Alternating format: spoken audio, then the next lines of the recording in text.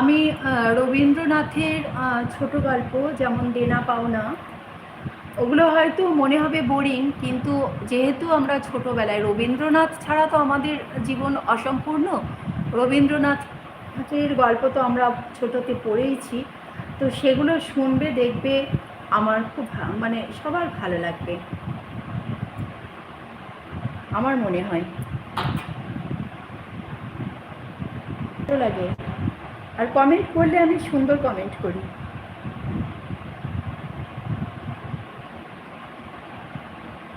হ্যাঁ, এখন সেলিব্রিটিদেরও নেই কোনো ভিউ নেই।